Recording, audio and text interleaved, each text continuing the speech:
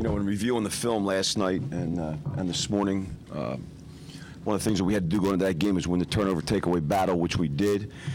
I thought a big hidden stat in that game was the great job that Pierre Thomas did of recovering a fumble that Jimmy had lost. Offensively, we had great balance yesterday. Pete Carmichael called a great game. Aaron Cromer had great design to the running game. We were able to get positive yards there. We were able to get some big plays back in our offense. Lance had a great day yesterday, so that was all encouraging to see. Our protection offensively was a firm pocket. Drew did take some hits. Special team-wise, all week long, all we talked about was getting our return game going to set up some field position for our offense. We had one return called back because of a penalty, but we started off in the second half with a great kickoff return. Greg McMahon and Mike Malley did a great job last week with the scheme part of that. Defensively, you know, we're playing this run game better now. Our fits are more positive. We're playing downhill. We're becoming better at our tackling. We kept the big ball off of us yesterday, which the Raiders are known to do. And Malcolm Jenkins has a huge play by intercepting the ball and taking it to the end zone. With all those great things being said, we've got to be better with our penalties now. The quickest way to self-destruct is with needless penalties and pre-snap penalties. And we'll address that, and our guys will embrace that, and we'll be better at that. Questions?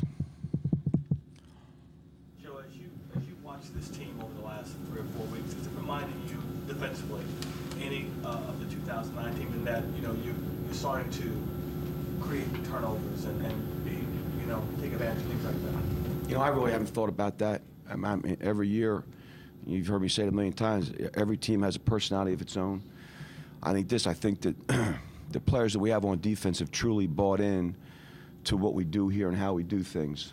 You know, when you bring players into our system, it's a race to adapt to the way we practice, to the way we install, to the way we teach, to the way we walk through things, and to the accountability that we're going to hold you to. And I think our players are adapting to that. They've bought in, and but to really I really haven't thought about any comparisons with that. As a defensive guy, are you proud of how well your team has just kind of just stood up and stuck their chest out in the red zone and played really well in that area? Listen, that's number one. One, like I said, this is not my team. This is our team. Number two, you know, Spags has done. You know, Spags. I think if you take one thing with Steve Spagnuolo and you take a look at the history of what he's taught as a coordinator, whether it be in New York or when he was a head coach in St. Louis, they've always had great red zone defenses. They've always had great goal line defenses, and I think that was really came down from Jimmy Johnson when they were together at Philly with Andy Reid. You know, but you have to have the right people and you have to have prideful men. And I think that when you're down there on the goal line and you're making plays on the 1 yard line, you know, it's really a testament to your players' resolve and physicality. Very few teams that have started 0-4 have even gotten into a position where they can play to get over 500 at some point. What do you think has been the key? I think the key is, again, the players that we have. This team is stuck together and weathered a huge storm. And again, they didn't point fingers. All they do is have the resolve to get better collectively on a daily basis. Ongoing skill development on a personal basis has been important to everyone. This coaching staff has done a phenomenal job of keeping people together, just keeping your eye on the target, the next game, the next practice, the next meeting. And listen, all we're talking about now is closing this game out and getting ready for San Francisco Sunday. That's all that matters. It's the only game we can play. With Charles Brown. He's being evaluated right now. He's being evaluated as we speak. Would you be looking at tackles, bringing in some tackles? Yeah, once we get the evaluation, potentially. We usually bring people in on Tuesday and look at a group of athletes anyway that we think can help our football team. But we'll wait for the evaluation and see where that is. What would be the general outlook there then with Zach and where Zach is and all that stuff? Well, Harris played pretty good for us yesterday, so we'll continue to evaluate him.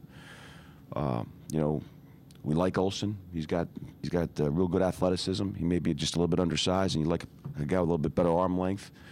But you know, we'll evaluate that position, do whatever we think is necessary to win.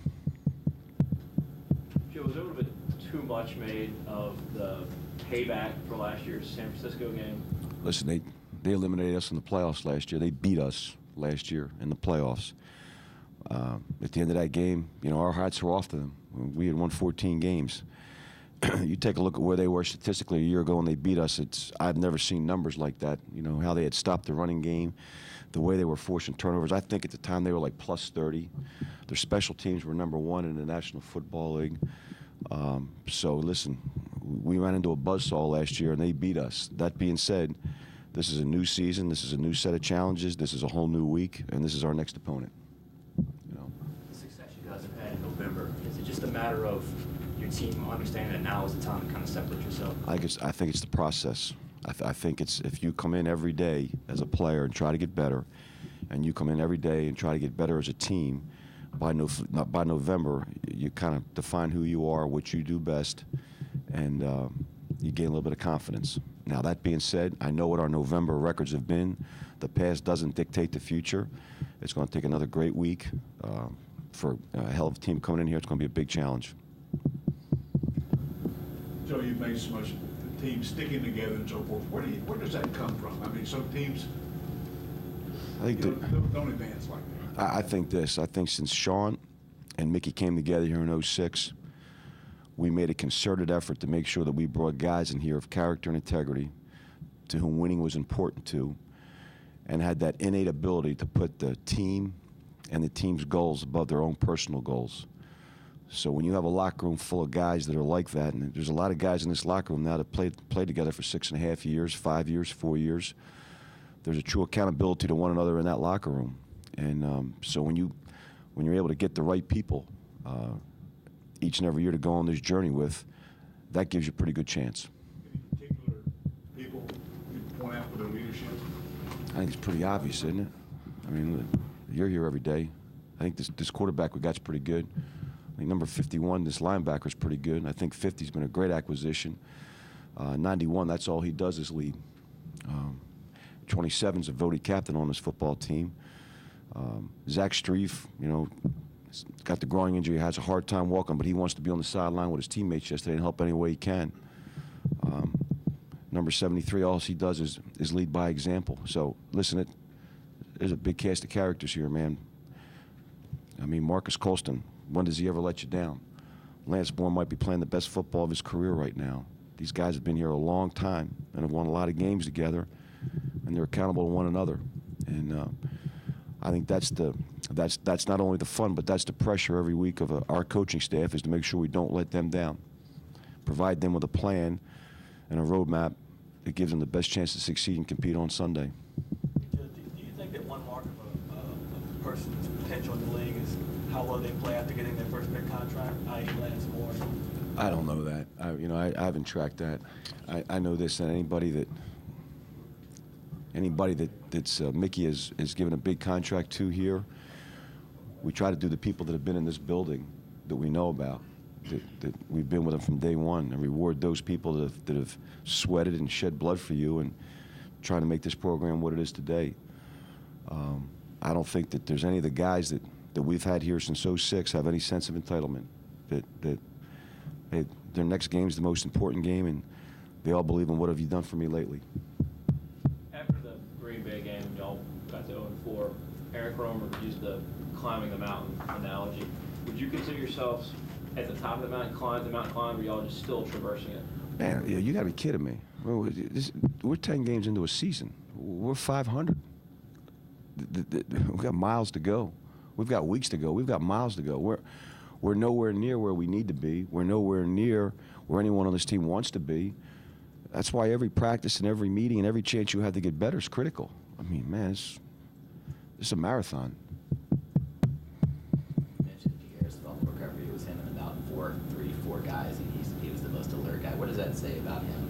It says that he understands how important the turnover takeaway differential is in the National Football League, and it was the #1 key to victory that we had in the game. He saw it and got on it and protected it. It's a huge hidden stat in our game. Do you plan to get away tonight in time to watch much of the game? I'll watch it in my office, as most of the coaches will. You like watch it together? No, Or just- no, we don't. You know, we don't sit around and get popcorn and no. Our coordinators will watch it on TV because you can pick up some things on TV, like the cadence of an offense, potentially some checks on defense and things like that. But you can get some insight on TV. Is that helpful in any way? Yes. Yeah. It's compared to coach's film. Yeah, because you don't have audio on coach's film.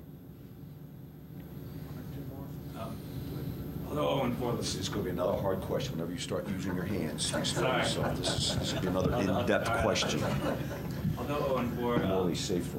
looks bad on paper. Those 4 games were pretty competitive and close, and I wonder if, in retrospect, this shouldn't be shocking to anybody how this team's turned around. Again, listen, it's important to understand. We can't look in the rearview mirror. We can't change any of those outcomes. They are what they are, and it is what it is. And you can't look over the fender or your bumper and look too far. This is all about today and tomorrow. Our players coming in here on these 2 days and getting a good run, a good lift. They will review the film of Sunday's game. They will break the seal on San Francisco's game. We will meet on Wednesday morning, and we will start our install for San Francisco. And that's what it is. And if we don't have a great week of preparation against San Francisco, one of the elite teams in the National Football League, well, then we won't have a chance to compete. And we're going to get exactly what we deserve. And that's it. Are you anxious to put together a game plan with the likelihood of Sproles being back? Yes. Absolutely. What do you think? Okay, thanks, guys.